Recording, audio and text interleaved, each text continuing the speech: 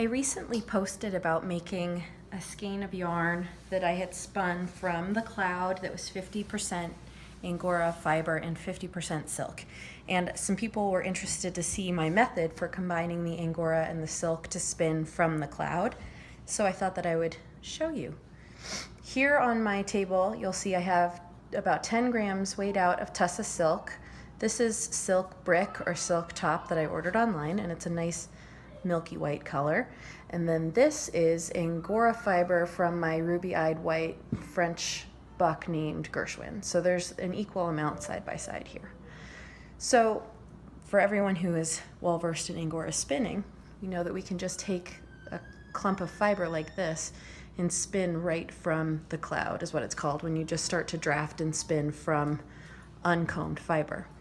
So I find that very easy, not fussy at all, very natural. I enjoy spinning that way. I don't like to comb angora, it's difficult. So I decided to combine the silk, and this is what I did.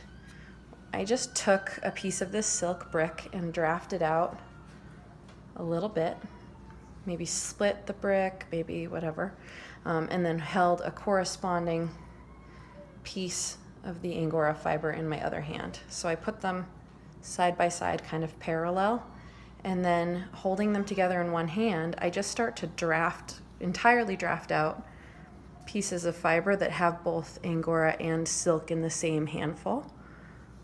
And I just keep doing that over and over again until all the fiber in that handful is spent. So now looking at this, I've already used up all of the silk that was in this hand. So I'm going to put that aside, grab a little bit more silk, and just continue drafting away in that fashion. So it didn't take very long. I was able to do 50 grams in 5 or 10 minutes. And what you get is you just get this big fluffy cloud that looks a lot like the angora fiber, but it's got the extra sheen of the silk. And the silk does want to stick together more. I guess it's got good team spirit. And so I found that even once I had combined it all, I was still seeing these veins of silk and still needing to draft those out even more to intersperse them. So I just continually draft together these two fibers, get our little cloud, and then continue to draft that together on its own till it's all nice and combined. And what I'm looking for is to see very few sections or veins of the silk, and you want to have everything just look uniform. So then you just take that and you just start drafting and spinning right from there.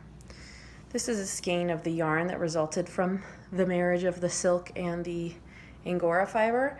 So there's sections that you can see that are pure angora and sections that you can see where both plies are silk.